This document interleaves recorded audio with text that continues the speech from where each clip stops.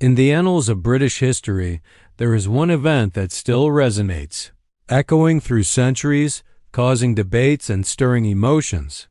It was the execution of King Charles I, a monarch whose death forever changed the course of the British monarchy and altered the landscape of political power in England. The horrors that led to his rise, reign, and ultimate fall are not just tales of royal ambition and political discord. They are stories of betrayal, power struggles, and the dark reality behind the throne. What they did to him still haunts British history to this day. Charles Stuart ascended to the English throne in 1625, inheriting a country that was torn between religious conflict, political tension, and the rising influence of Parliament. He was a king who believed deeply in the divine right of kings, the idea that monarchs were appointed by God and that their authority was absolute. This belief became his downfall. He attempted to govern without Parliament, refusing to call it into session for long periods, dismissing it when it contradicted his wishes, and demanding funds from the people without their consent. Charles's reign was characterized by constant struggle between the monarchy and Parliament. His desire for absolute control over both government and religion set him on a collision course with those who believed in the growing power of Parliament. His attempts to control religion in Scotland sparked the bishops' wars, and his imposition of taxes and levies without Parliament's approval fueled growing resentment among the English people. But it wasn't just his actions that led to his downfall. It was the growing divisions within his own court, among his allies, and throughout England. The situation reached its tipping point when, in 1642, civil war broke out between the forces of the king and those of Parliament. The war, known as the English Civil War, was a bitter and bloody conflict that divided families, set neighbor against neighbor, and left the nation in ruins. It was during this time that Charles's leadership and decisions were increasingly called into question. The very people he once ruled now took up arms against him. In 1646, after years of war, Charles I was captured by Parliament's forces. But what followed was not just a simple defeat of a king, it was the beginning of an unprecedented trial. The world was about to witness an event that no one could have foreseen: the public trial and execution of a monarch.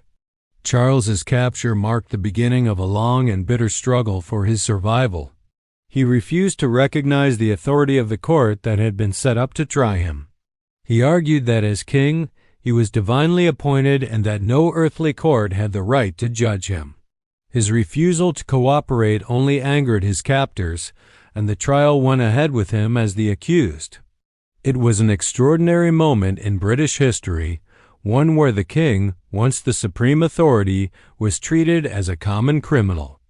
On January 30th, 1649, Charles I was brought to the scaffold at the Banqueting House in Whitehall.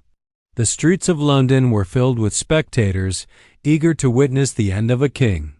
As he ascended the scaffold, Charles's final words were defiant, declaring, "I go from a corruptible to an incorruptible crown." He knew that his death would not mark the end of his legacy, but the beginning of a monumental shift in the history of the monarchy. What followed was a single blow of the axe that severed the life of a king and forever changed the role of the monarchy in England. But what they did to him did not end with his death. His execution sent shockwaves throughout the country, sparking further conflict and division. While the monarchy was temporarily abolished, the idea of kingship and royal power could not be easily erased. The horrors of what had happened to Charles I, the trial, the public humiliation, and the brutal end left a deep scar on British history. It was a moment that showed the fragility of even the most powerful institutions. The death of Charles I set in motion the creation of a republican government under Oliver Cromwell, but it was a government born out of turmoil and violence. Charles's death would not be easily forgotten. The scars of that day would remain long after, influencing political thought, the power of Parliament, and the monarchy's future. What they did to him still haunts British history. It wasn't just the execution of a king. It was the dismantling of an entire way of governance. The monarchy, though restored in 1660, was never the same. The execution was a turning point, marking the beginning of a new chapter in the relationship between the crown and the people. Charles I became a martyr in the eyes of royalists and a symbol of tyranny to the parliamentarians. And in the centuries that followed, the questions about the monarchy's place in society and the power of the people would continue to echo through British history. The execution of King Charles I in 1649 was not just the end of a reign, but the beginning of a profound and tumultuous shift in British society. The monarchy was gone, replaced by the republic established by Oliver Cromwell, yet the specter of the dead king loomed large over the nation. What they did to him, the violence of his trial and the shocking nature of his execution, did not end with his death. In fact, it unleashed a storm that would echo through the years, shaping the future of England in ways no one could have predicted. After Charles's execution, England entered an era of experimentation with republican government, but this commonwealth was far from stable. Under Cromwell's leadership, the country attempted to forge a new path without the monarchy. Cromwell ruled as Lord Protector, but his reign, marked by military dictatorship and puritanical laws, was harsh and unpopular. While Cromwell succeeded in keeping order, the absence of a monarch left a vacuum in the national identity. The monarchy had long been seen as the symbol of unity and stability, and without it, England struggled to find its place. What Charles's death revealed was the deep division in England. Half of the population had seen him as a tyrant who deserved to be punished, while the other half had viewed his execution as an unforgivable affront to the monarchy itself. The wounds caused by his death were not easily healed. During Cromwell's rule, the monarchy was temporarily abolished, but the country remained in a state of constant flux, swinging between desires for royal restoration and republican ideals.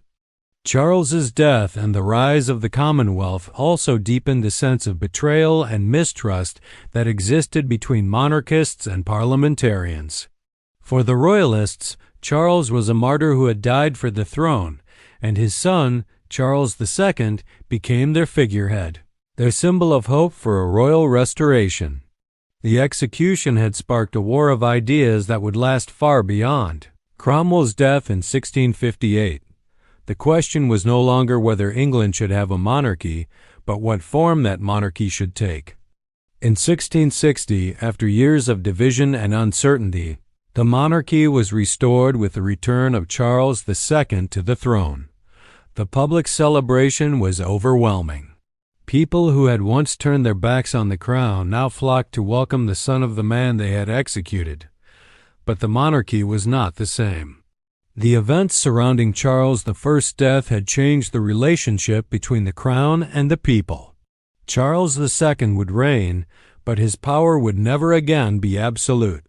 The notion of divine right had been irrevocably damaged. Parliament, strengthened by its role in the execution and subsequent governance, demanded more power, and over time, England would see a gradual shift toward a constitutional monarchy. The legacy of Charles I's execution also had broader implications for the English political system. The idea that a king could be tried, convicted, and executed was a radical one. It set a precedent that challenged the traditional understanding of monarchy and power. The trial of Charles I was a bold statement that even the most powerful ruler was not above the law. This idea would continue to reverberate through British history, influencing future events, including the Glorious Revolution of 1688, which would further limit royal power and establish the primacy of Parliament. Even as the monarchy was restored, the shadow of Charles's execution remained. The monarchy's legitimacy had been called into question, and the English people were forever divided in their feelings about their rulers. The years of turmoil, of civil war and republican rule had left deep scars in the collective memory. The lessons learned from Charles's death would resonate with future generations, shaping not just British history, but the very idea of governance. In the centuries that followed, the memory of Charles I's execution would be used both by monarchists as a rallying cry for the sanctity of the crown, and by Republicans as a symbol of the dangers of absolute power. It would fuel debates about the nature of monarchy, power, and the rights of citizens. The echoes of that day in 1649, when Charles I was led to the scaffold and publicly executed, would never fade from the consciousness of the British people. What they did to him still haunts British history because it was not just the death of one man, but the death of a centuries-old system. The monarchy was never again the same. The execution marked the first time in history that a king had been so publicly and definitively deposed. It set the stage for the gradual erosion of monarchical power and the rise of parliamentary supremacy that would define British politics for centuries to come. Charles's death was not just a pivotal moment, it was the beginning of a new era in the relationship between ruler and ruled, a lesson in power, accountability, and the price of tyranny.